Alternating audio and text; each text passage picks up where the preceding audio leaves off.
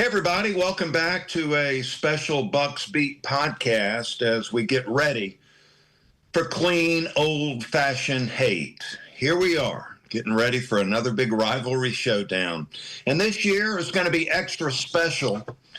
Conference championships are on the line. College football playoff invitations are going to ride on the outcome of this game. It just doesn't get any bigger than this. The Jackets need to beat Pitt on Saturday to get a shot at the ACC Championship and then a spot in the college football playoffs. Bulldogs are ranked number 4 and in position to earn a first-round bye. So the stakes are high this year in the Georgia Tech matchup. These two teams are going to be sky high when they take the field next Friday at MBS in downtown Atlanta. And they're going to have 2 star quarterbacks leading the way. Haynes King and Gunnar Stockton have both been outstanding this season. 2 of the best quarterbacks in college football. Both are skilled, versatile, tough, smart, committed, competitive, and team-first dudes. I mean, how do you not respect both of these guys? I mean, you got to do that, right, regardless of what side that you're pulling for. Gunnar and Haynes, they've been balling this year, in case you hadn't been paying attention. These guys are ballers. When it's game time, they show up and show up big. And Haynes King is on an amazing 2-year run leading this Georgia Tech offense. 49 total touchdowns, 25 rushing, 24 passing. Over 4,300 total yards, completing 73% of his passes. And this season has been Haynes King's best season in college football. He's the top-rated quarterback in the ACC. His QBR rating is number 9, so we're talking about top 10 nationally. That is really impressive. Completing passes at a 72.7% clip. Averaging 15 carries and 5.5 yards per carry. Haynes is a top 5. He's top 5 nationally in 7 different statistical categories. Chew on that for a second. It's really amazing. Haynes King also has a Heisman campaign that's kicked off. And he's got a shot to win. Listen at this list of awards that may be coming Haynes King's way. The Maxwell Award goes to college football's most outstanding all-around player. The Davey O'Brien Award and the Johnny Unitas Award, 2 quarterback-related awards. And stay tuned. He's going to be walking away with some hardware at the end of this season. And you know what? I just love the story about Haynes King entering this season. So as we go back to this past summer in preparation for this 2025 season, Haynes King was living at Bobby Dodd Stadium's Arthur B. Edge Athletics Center. He was sleeping on an air mattress in the locker room. He was eating at the football facility, studying game video at night. I mean, Haynes King went all in preparation for this, his senior season. He wanted to maximize his time in preparation as far as workouts go, studying video, connecting with teammates, which is a really big deal, leading his teammates during the off-season workouts. I totally respect Haynes King and what he's all about. Respect him as a quarterback. I enjoy watching him play the game. I mean, this guy, he pulls that thing down and he runs with it like a running back. And he's not shying away from contact either. He can make you miss and outrun you. I mean, this guy's a really talented runner and obviously spins it around pretty good also.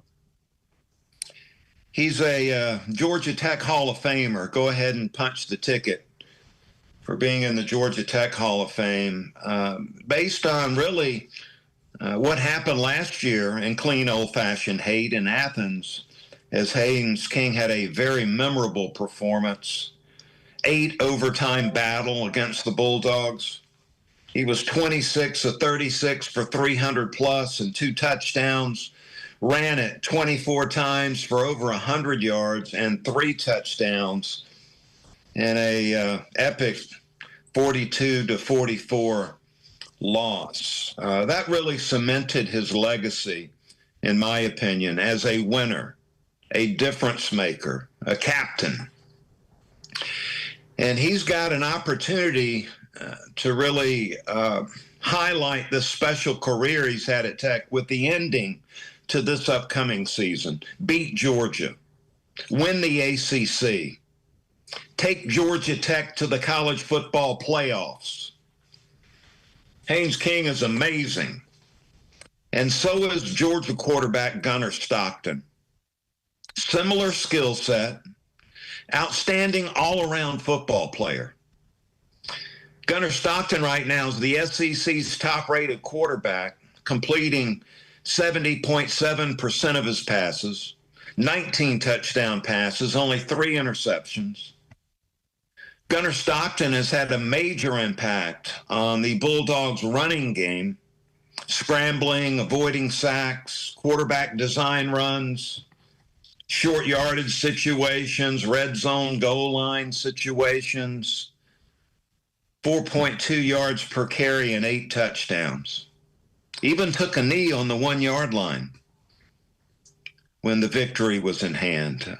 This guy has got a reputation already as a first-year starter as delivering big time in the clutch and on third downs when the game's on the line. Think about the big play in Knoxville at Neyland Stadium earlier this season. Georgia's down in the fourth quarter, 2-3 minutes to play in the game. The game is riding. It's 4th down and 6. Georgia needs a play, and they need it now, or they're going down. And he drops a dime to London Humphreys for the game-tying touchdown pass. Gunnar right now rated number 3 in college football in total QBR. He's in the Heisman discussion. He, too, like Haynes King, is a finalist and semifinalist for the Maxwell Award, the O'Brien Award, the Unitas Award. And Stockton, as you know, was totally disrespected entering this season, his first year as a starter, ranked low in all of these preseason magazines, on all these lists. Feinbaum was ripping him. Well, not anymore. Gunnar Stockton is one of the top quarterbacks in college football. And like Haynes King, and this is what I love about both these competitors, is they're focused on one thing: winning. And the Bulldogs have been doing a lot of that winning with Gunnar at quarterback, and now 10-2 as QB1. And I'm going to go ahead and count the game where he came off the bench last season, got thrown into the fire in the SEC Championship game against Texas. He goes 12 of 16 to help the Bulldogs win the SEC Championship. And now he's got an opportunity to beat Georgia Tech, win the SEC if things fall Georgia's way, and make a run in the college football playoffs. He's smart. He's humble.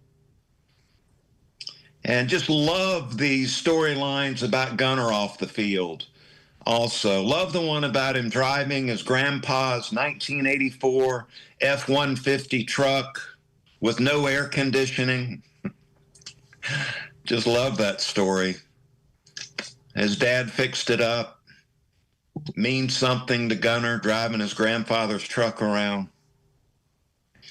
First time I met Gunnar, it was at the Atlanta Touchdown Club meeting. His 2 parents were with him, mom and dad, and his mom said, "Buck, it's Gunnar's 17th birthday today." And I said, "Well, Gunnar, what'd you get for your birthday?" And he said, "I got a bull calf." And I had to chuckle. I thought immediately, okay, this is a different kind of guy.